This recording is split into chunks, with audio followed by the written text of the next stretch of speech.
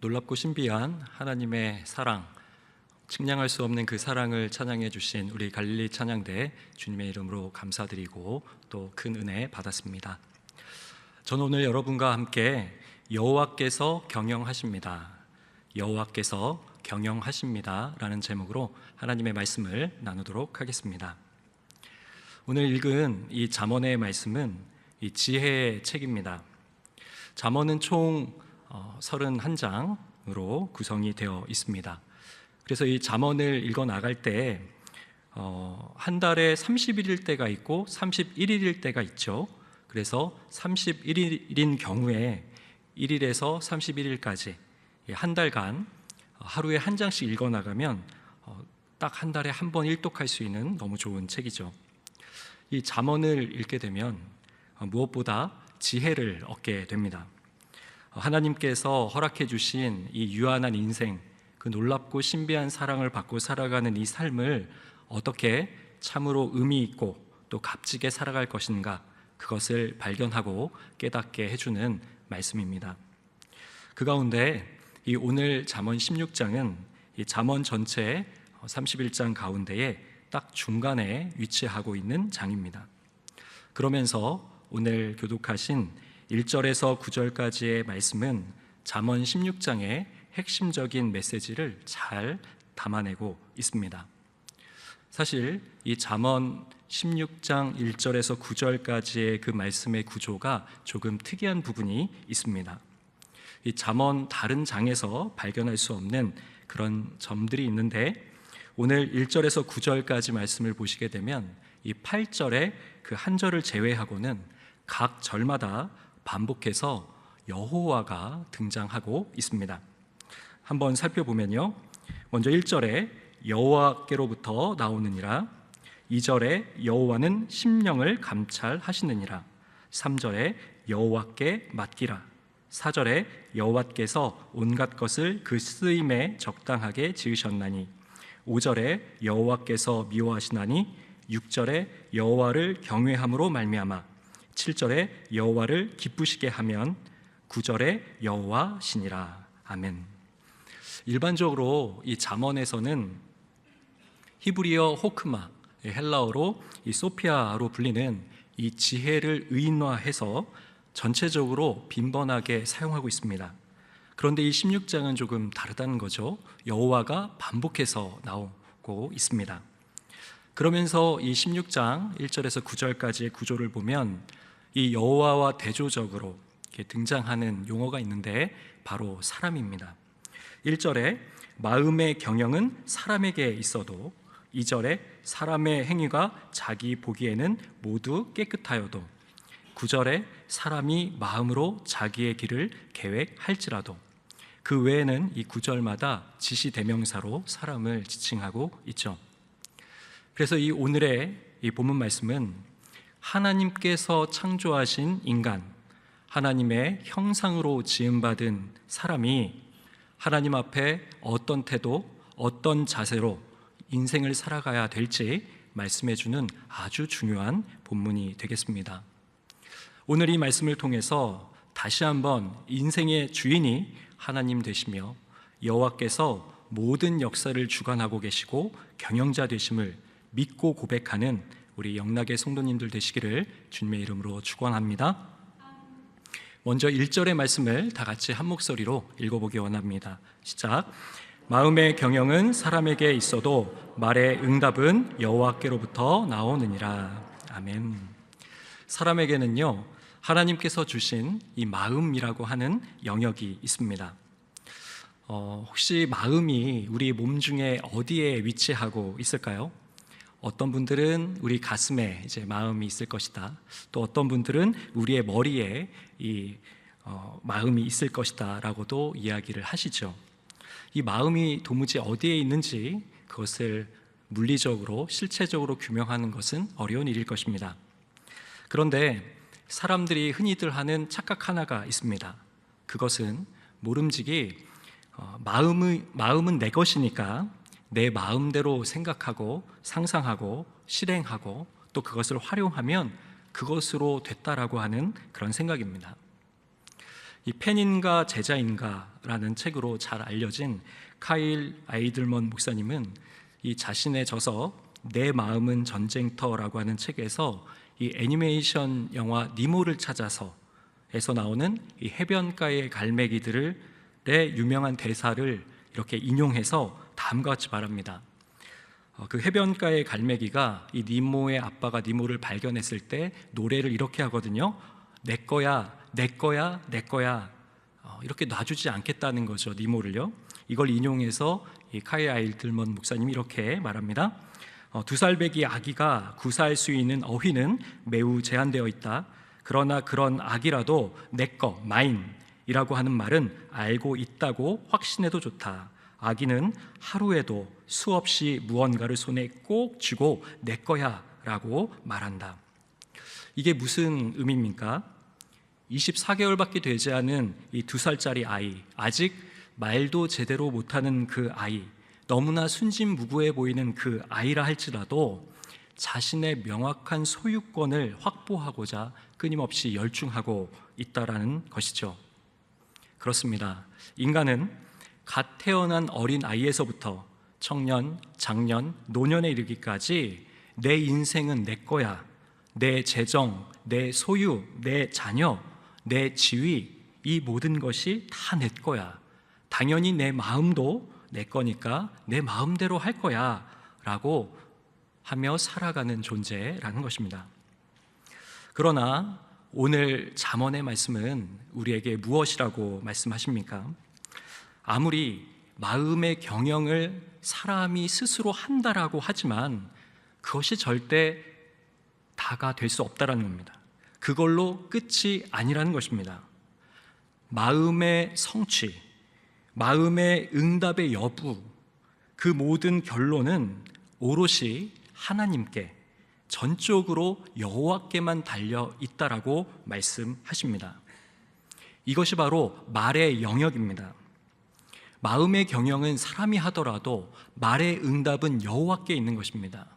마치 왕의 제가, 왕의 결정, 왕의 허락과 승인 없이는 그 어떤 일도 진행될 수 없는 것과 마찬가지인 것입니다. 오늘 1절의 말씀을 이 현대인의 성경으로 다시 한번 읽어드리면 이와 같습니다. 계획은 사람이 세우지만 그 결과는 하나님께 달려있다. 공동번역 성경에서는 이를 계획은 사람이 세우고 결정은 야훼께서 하신다라고 말씀합니다. 이 1절의 의미가 명확하게 다가오시죠. 우리의 마음의 계획, 그것은 사람의 영역에 속해 있는 것처럼 보이지만 실상 그 계획의 성취 여부, 그 결과와 그 결정은 오직 하나님께만 달려 있다라고 하는 말씀인 것입니다. 이제 올해를 3개월여 정도 남겨둔 시점에 저희는 머물러 있습니다.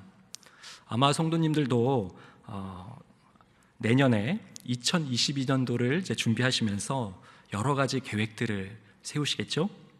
제가 보니까요, 우리 교회 인근 서점에서는 이미 2022년 다이어리, 이 캘린더가 나와서 이제 판매 중에 있습니다. 그리고 또 보니까 2022년 트렌드를 예측한다라고 하는 그 유명 서적이 있잖아요. 그 책은 이제 다음 주에 출시가 됩니다. 그래서 미리 예약 판매를 받고 있더라고요. 많은 분들이 이제 내년을 열심히 준비하실 것입니다. 그러나 짧은 인생이지만 저희가 인생을 살아가면서 이렇게 수많은 계획을 세우면서 우리가 궁극적으로 하나님 앞에 고백하는 중요한 진리가 무엇입니까? 우리가 몸으로 인생으로 체감하는 것이 무엇입니까? 그것은 아무리 사람의 머리로, 사람의 생각으로 미래를 내다보며 치밀하게 계획하고 철두철미하게 계획을 실행한다 하더라도 결국은 이를 이루시는 분은 여호와, 이를 성취하시는 분은 여호와라고 하는 사실을 깨닫게 된다는 것이죠. 그렇다고 계획이 전혀 필요 없다라고 말씀드리는 것은 아닙니다. 그러나 궁극적으로 모든 것을 결정하시고 실행하시고 그 결과를 이루도록 만드시는 분은 오직 여호와 하나님 한 분뿐이라고 하는 사실입니다. 이 시편 7편 2절 말씀을 보면 이런 말씀이 있습니다. 너희가 일찍이 일어나고 늦게 누우며 수고의 떡을 먹음이 헛되도다. 그러므로 여호와께서 그의 사랑하시는 자에게는 잠을 주시는도다. 제가 과거에 이 말씀을 보는데 잘 이해가 안 되었습니다. 하나님께서 사랑하는 자에게 잠을 준다. 어떤 성도님께서는요, 이 말씀을 보고는 오해해서 이렇게 말씀하시기도 하시더군요. 그래서 제가 그렇게 설교 말씀 시간에 잠이 잘 오네요.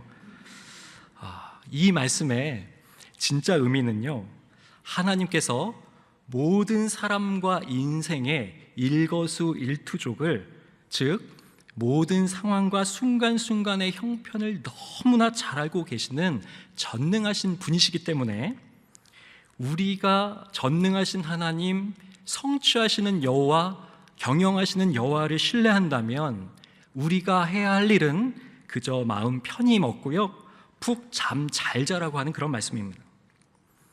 어차피 인간의 노력으로, 사람의 힘으로 변화될 수 없는 일, 어찌할 수 없는 일들이 인생의 태반, 아니 인생의 전체 100% 아닙니까? 제가 신대원 시절 이제 신학을 배우고 있을 때의 일입니다. 이 미국 댈러스 빈네리 한인교회에서 목회하셨던 이 이연길 목사님께 이 설교학 수업을 듣게 되었습니다. 그런데 목사님 수업을 들으면서 참 멋지게 목회하시고 신나게 목회 여정 달려오셨다라고 느끼게 되었습니다. 이 목사님은 수십 년간 목회자로, 설교자로 살아오시면서 설교 걱정, 설교 염려를 한 번도 하지 않으셨다고 이야기해 주셨습니다. 네, 물론 정말 한 번도 하지 않으셨다는 말은 아니고요.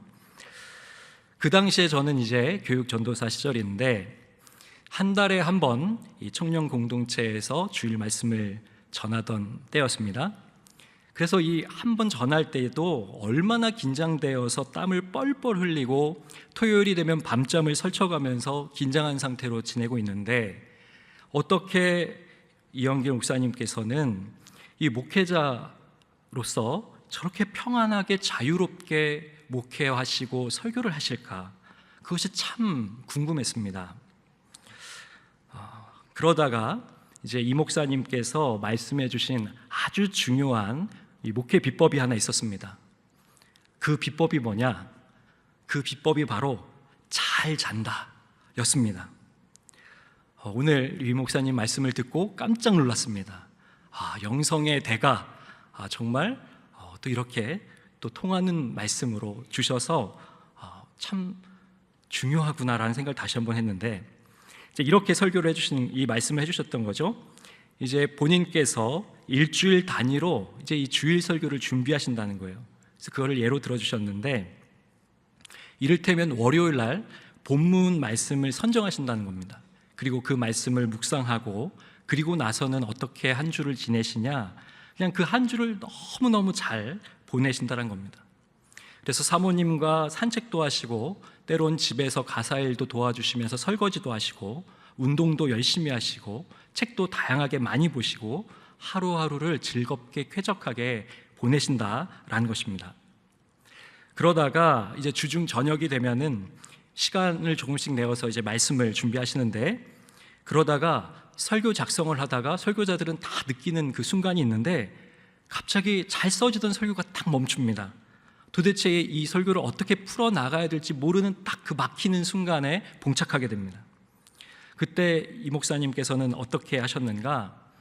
별로 고민하지 않고 씨름하지 않고 그냥 하나님께 맡기고 그냥 밤에 푹 잘 잤다라고 말씀해 주셨습니다.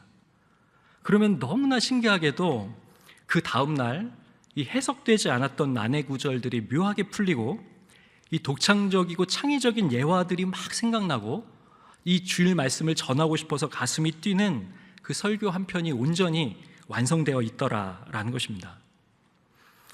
이번 추석 명절을 보내고 이제 제가 찬양 예배 이 잠언 16장 말씀을 선정하고 묵상하고 한 주를 보내는데 쉽지 않았습니다.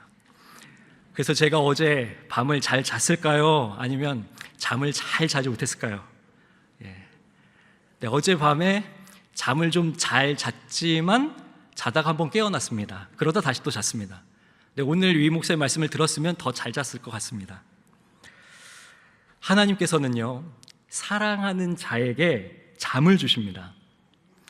우리 성도님들은 그래서 불면증에 걸릴 이유가 그 어디에도 없다라는 거죠. 혹시 이 자리 가운데에 수험생 자녀를 두고 계신 부모님들도 계시죠? 이 자녀에게 밤에 잘 잘 수 있도록 많이 도와주시기 바랍니다. 아무리 낮에 공부를 열심히 하고 아무리 새벽같이 일어나서 밤 늦은 시간까지 공부한다 할지라도요, 그 머리로 들어온 지식이 내면화되는 시간은 이 잠잘 때입니다. 저희들도 다 그런 경험이 있잖아요. 학창시절에 중간고사, 기말고사 하루 전날 바짝 벼락 공부, 이 에너지 드링크 마시면서 열심히 했는데 한 주 지나고 나면 머리에 남는 게 아무것도 없습니다. 왜 그러는가? 잠을 안 잤기 때문에 그래요. 이 지식이라고 하는 게 밤에 완성됩니다. 이 사람의 뇌를 하나님이 어떻게 창조하셨냐면은 이 뇌의 인지 능력이 이 수면 상태에서만 숏텀 메모리에서 롱텀 메모리로 넘어가게 되어 있습니다. 하나님이 우리 인간을 그렇게 디자인하신 겁니다. 아까 시편 127편의 그 말씀처럼 새벽에 아무리 열심히 일어나서 일을 하고 수고하고 땀을 흘린다 할지라도요, 밤에 잠을 제대로 자지 않으면 그 수고와 땀방울이 헛되게 되는 것입니다. 창세기에서도 하나님께서 그 바쁜 대과업, 엄청난 프로젝트, 그 천지창조를 하실 때에도요, 그 하루를 일을 열심히 하시고 그리고 나서는 밤을 보내시고 낮이 되어서 그 쉼표를 두시고 나서 첫째 날, 둘째 날, 셋째 날 창조하셨다는 것을 기억하시기 바랍니다. 지금 저희들은 이 엄중한 코로나라고 하는 상황을 지금 1년 8개월여 정도 보내고 있습니다. 이 세상에 많은 흐름과 판도들이 바뀌고 있고 이 지각이 변동되고 있습니다. 경제도, 부동산도, 또 청년들의 일자리도, 이 고용 문제, 결혼도 모든 것들이 불확실성과 두려움과 불안 상태로 자꾸만 빠져들어가는 것 같습니다. 사람의 눈으로 보면 너무나 두렵지요. 불안하지요. 또 미래를 설계하고 계획하는 것조차도 힘들지요. 왜 그렇죠? 예측하기가 어렵기 때문에 그렇습니다. 지금까지 인류가 해왔던 그 방식, 데이터와 통계, 이성과 논리로는 더 이상 이 미래가 제대로 진단되거나 가늠되지 않기 때문입니다. 그러나 이 신앙의 눈을 들어 하나님을 바라보기 시작하면요, 이 예측 불가능한 현실이야말로, 이 불확실성 속에 놓여있는 이 혼돈의 시간이야말로 이 시간 가운데에 하나님이 일하시는 시간으로 바뀌게 된다는 것입니다. 오히려 이 시간을 인간이 규정할 수 없기에 인간이 이 시간을 스스로 컨트롤하겠다, 내가 계획 세워서 실행하겠다라고 하는 것을 내려놓기 때문에 인간의 입장에서 이 모호하고 비확정적으로 보이는 이 영역이야말로 진실로 살아계신 하나님, 전능하신 주님께서 역사하실 수 있는 스페이스, 공간이 된다라는 것입니다. 사람이 할 수 없는 그 순간, 그 상황, 그 시간과 그 공간 가운데에 하나님이 임재하시고 하나님께서 일하기 시작하시는 것입니다. 그렇기 때문에 오늘 이 잠언의 기자는 우리들에게 어떠한 신앙적 자세와 태도를 취할 것을 말씀하십니까? 오늘 3절 말씀을 제가 한번 읽습니다. 너의 행사를 여호와께 맡기라. 그리하면 내가 경영하는 것이 이루어지리라. 아멘. 우리가 해야 할 일이 너무나 심플하게 명료하게 주어져 있습니다. 그것은 우리의 모든 행사를 여호와 하나님께 온전히 내어 맡기라라는 것입니다. 여기서 이 맡기라라고 하는 히브리어의 원어적 의미는요, 돌을 굴려 버리다라고 하는 의미를 담고 있습니다. 사실 우리는 여호와 하나님을 믿습니다. 하나님의 사랑을 알고 있습니다.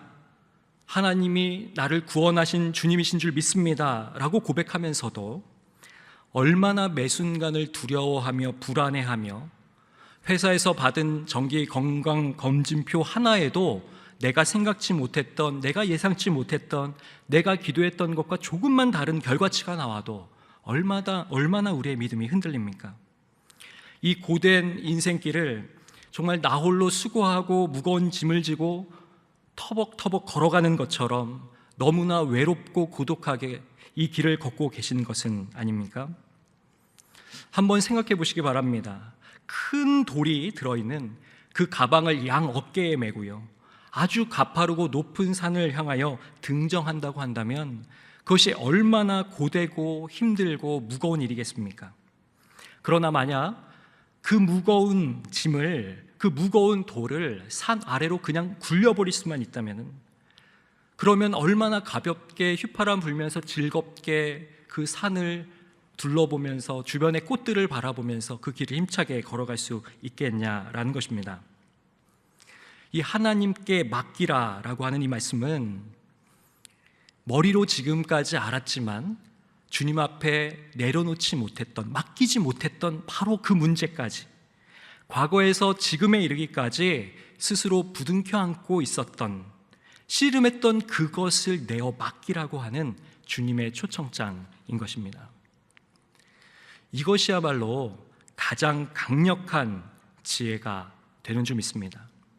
이것이야말로 세상이 감당할 수 없는 가장 뛰어난 전술이고 전략이 되는 거죠.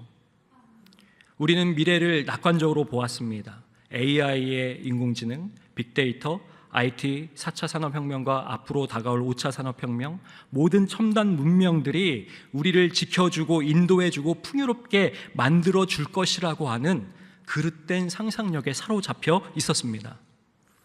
아무리 차트를 그리고 통계를 내고 정밀하게 계산을 해도 그 안에 살아계신 하나님이 변수로 포함되어 있지 않다면, 하나님의 운행하심과 하나님의 경륜과 섭리를 고려하지 않는다면, 그 계산식에 하나님이 빠져 있다면 국가도 사회도 가정도 한 명의 개인도 모든 계획들이 한순간에 수포로 돌아가게 된다라는 것입니다.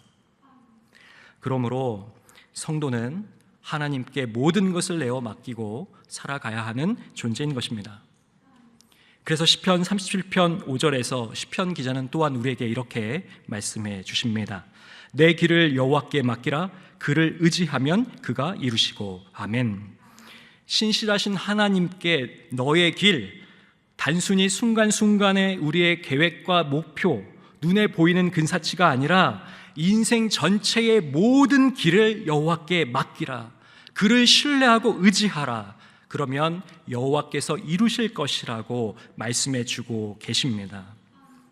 인생 전체의 모든 무거운 짐, 내 어깨에 짊어져 있는 그 무거운 돌을 온전히 주님 앞에 내어 맡기시는 사랑하는 영락의 성도님들 되시기를 주님의 이름으로 축복합니다. 이 믿음으로 우리가 살아갈 때에 그렇다면 우리 안에 실제적인 어떤 변화들이 일어나겠습니까? 6절의 말씀을 제가 한번 읽겠습니다.